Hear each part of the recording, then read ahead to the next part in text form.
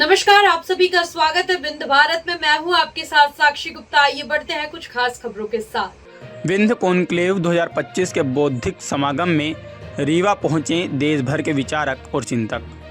आनंदम परिवार द्वारा आज बौद्धिक समागम का आयोजन किया गया, जिसमें प्रदेश भर से जानी मानी हस्तियां और विचारक शामिल हुए। रीवा में आनंदम परिवार द्वारा आज विंध्य कॉन्क्लेव 2025 का आयोजन किया गया। इस बौद्धिक समागम में साहित्यिक, सांस्कृतिक, सामाजिक, राजनीतिक, आध्यात्मिक एवं शैक्षणिक विषयों पर विचार मंथन किया गया। कार्यक्रम के दौरान उपस्थित वक्ताओं ने अपने अपने विचार व्यक्त किए। कार्यक्रम की थीम थी देश संवाद से बढ़ेगा, विवाद से नहीं।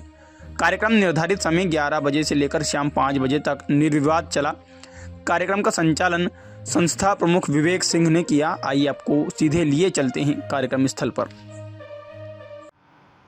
जीवन बचना मुश्किल था,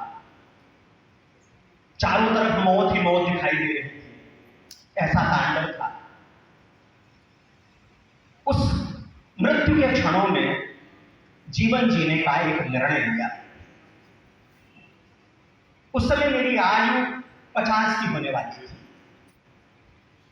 सभी जन्मदिन पर तोहफा देते हैं। उस वर्ष मैंने ये निर्णय किया कि इस साल अपने आप को एक तोहफा देना है, और वो तोहफा है माई नर्मदा की परिक्रमा का। हम मां नर्मदा की परिक्रमा करेंगे, पद परिक्रमा करेंगे, और उस मार्ग से करेंगे जिस मार्ग से मां बहती है, जिस मार्ग से सड़क जाती है, उस मार्ग से नहीं। तो माई के किनारे किनारे चलने का निर्णय किया। एक सुविधाजनक जीवन जीते हुए, आप सबके स्नेह से, आप सबके दुलार से अखबार नवीसी करने का अवसर मिला। कविता मैम ने अभी इस बात का उल्लेख किया। आप सभी पूर्व वक्ताओं को प्रणाम। तब एक संवाददाता से जीवनचर्या शुरू हुई और अखबार के संपादक तक की यात्रा हुई। सबके साथ होता है कि भौतिक जो जीवन है, जीवन यात्रा है, वो आगे बढ़ती है। goes the way and shows the way, तो बात और पुख्ता हो गई। फिर बाद में मन, वचन और कर्म, ये तीनों एक होने चाहिए, ये बात और पक्की हो गई। तो ये जो विचार है, इसके बारे में मैंने आपसे चर्चा इसलिए की क्योंकि आज आप यहाँ पर जिस विचार को लेने आए हैं, ये कहीं ना कहीं प्रस्फुटित होकर के, अंकुरित होकर एक वट वृक्ष बनेगा। भले ही आज ये आपको बीज स्वरूप में दिखाई दे रहा है, इसलिए मैंने उन विचारों की चर्चा की जो आज हम लोग यहाँ पर बोने वाले हैं। उसमें मुझे सभी लोग युवा दिखाई दे रहे हैं, क्योंकि मैं युवाओं को उम्र से और शक्ति से नहीं समझता। मेरी नजर में एक 18 साल का लड़का जो कि अपने आसपास हो रही अनियमितताओं को, भ्रष्टाचार को देखते हुए चुपचाप बैठा है, और एक 70 साल का व्यक्ति जो उस अन्याय, अत्याचार के खिलाफ खड़ा होकर के अपने लड़खड़ाते कदमों से बोलने का साहस रखता है। मैं उसको ज्यादा बड़ा युवा समझता हूं बनिस्बत उस 18 साल के लड़के से। तो युवाओं को आप उनकी उम्र और उनकी शक्ति से मत तौलिए। आप उनको तौलिए, उनको जानिए, उसके जुनून से, उसके परिवर्तन की शक्ति से, उसके सृजन करने की क्षमता से, इच्छा से। यही चित्रकूट में कामदगिरी आप सभी गए होंगे, स्थान है।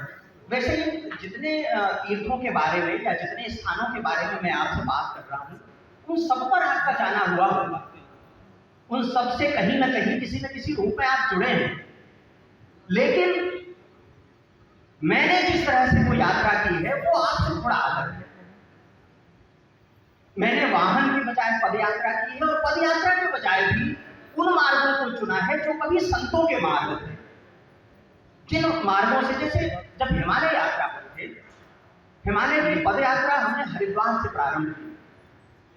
हरिद्वार से चल के देहरादून गए, देहरादून से यमुनोत्री, यमुनोत्री से गंगोत्री, केदारनाथ, पंचकेदार, पांचों केदार किया। इसके बाद सप्तबद्री, सातों बद्री किया। अब वो मार्ग कैसे अलग है?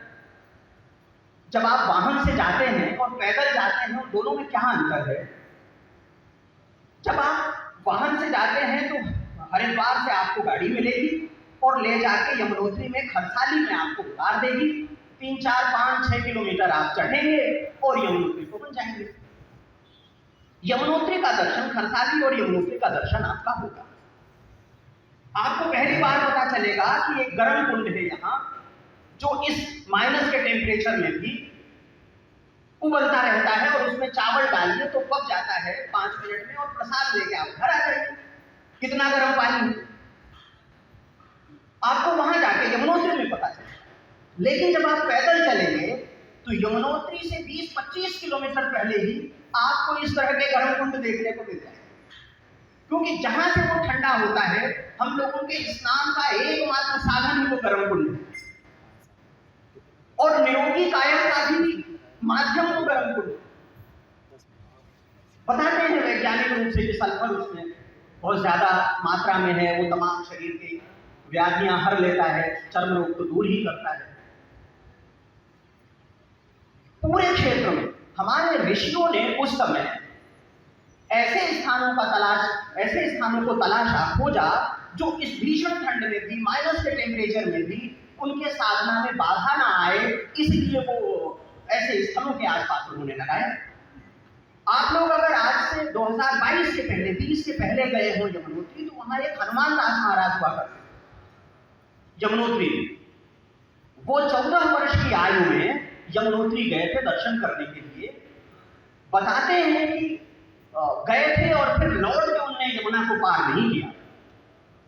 यमुना वहीं से बहती है, आप गए होंगे तो पुल है, और पुल के बाद मंदिर है, तो उस पुल को फिर दोबारा उन्होंने नहीं पार किया। 6 महीने जब पूरा बर्फ से ढक जाता है यमुनोत्री का क्षेत्र, उन दिनों भी वो वहीं रहते थे, और वही गर्म कुंड था, और उसी का जल, उसी पर वो जीवन निर्वाह करते। 6 महीने बाद जब बर्फ हटती थी, तब इसके बाद भक्त जाते थे और उनका भोजन पहुंचता था, और वो जीवन सामान्य रूप से, भौतिक रूप से जीते थे।